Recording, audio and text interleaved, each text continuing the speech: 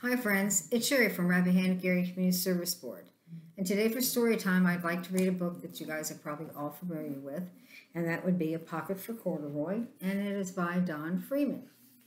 It's a little bit longer book, but I think you'll enjoy it. So let's go ahead and get started. Late one summer afternoon, Lisa and her mother took their laundry to the laundromat. Lisa carried along her toy bear, Corduroy.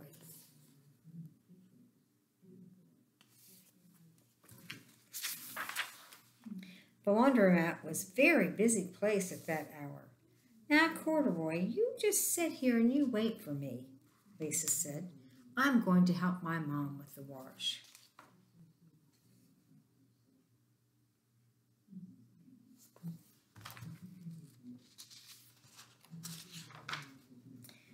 Corduroy waited patiently. Then he suddenly perked up his ears. Lisa's mother was saying, "Be sure to take everything out of your pockets, Lisa dear.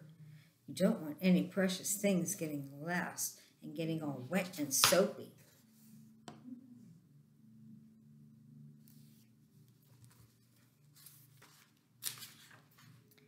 "Pockets," said Corduroy to himself. "I don't have any pockets." He slid off the chair. "I must go find something to put out of," he said, and then he began to look around so he could find something for his pocket. What's he going to find? First he came to a pile of fancy towels and washcloth, but nothing was quite right the size or color. Then he saw a huge stack of colorful clothes in a laundry bag. "There ought to be something in there to make a pocket out of," he said.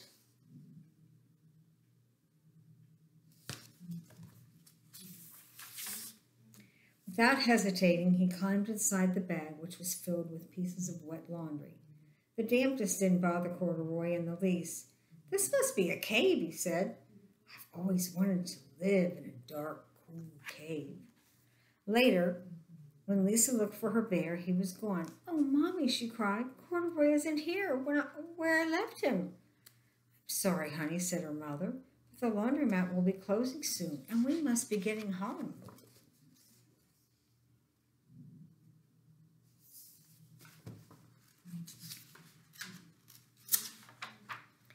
Lisa did not want to leave without Corduroy, but her mother insisted. "You can come back tomorrow," she said. "I'm sure you will find him."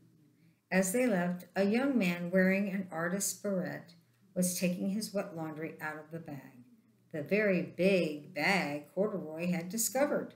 Before he knew it, Corduroy was being tossed, together with all the sheets and the shirts and the shorts and the slacks.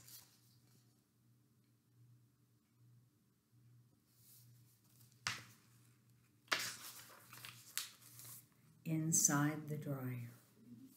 But just as the artist was shutting the glass door, Corduroy tumbled out of the floor.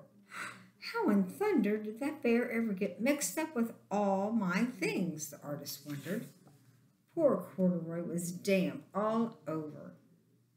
"The least I can do for him is to give his overalls a good drying," said the man. He unbuttoned Corduroy's shoulder straps and put his overalls in the dryer.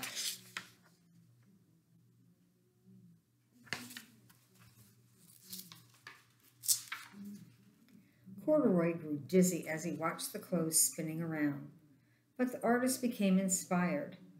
"This would be a wonderful painting," he said as he took his sketch pad out of his pocket and began drawing swirling colors.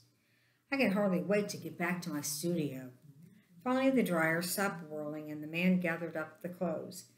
Then he helped Corduroy put on his warm, dry overalls. All at once, the manager of the laundromat called out, "Closing time, everybody out."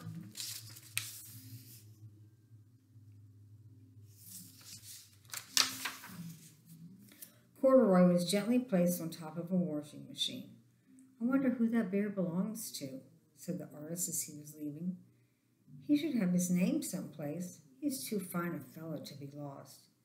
As soon as the lights were turned off, Corduroy began his search again. He was surprised to see something white glowing in the dark. "Maybe it's snow," he said. "I've always wanted to play in the snow."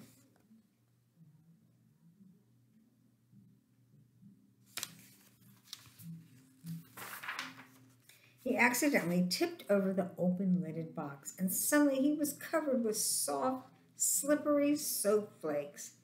Gradually, Corduroy began to slip and slide. "Oh, what fun!" he said with a smile. "I've always wanted to ski down a steep mountainside."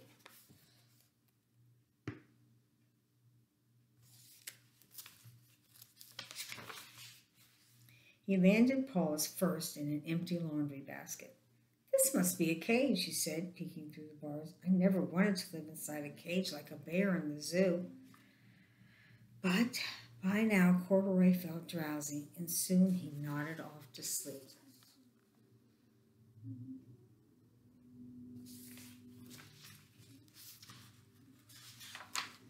Next morning, when the manager came to open the laundromat, there was Lisa waiting. "I left something here yesterday," she exclaimed. "May I look around?" "Certainly," said the manager. "My customers are always leaving things." Lisa was searching underneath the chairs and in the back of the washing machines where she heard the manager call her. "Is this what you're looking for, senorita?"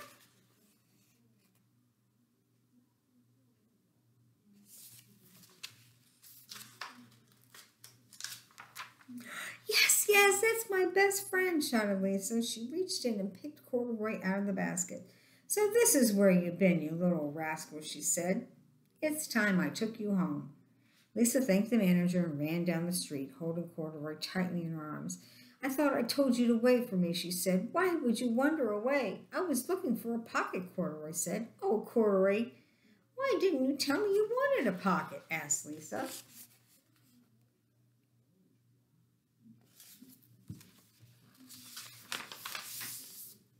That very morning, Lisa sewed a pocket on Corduroy's overalls.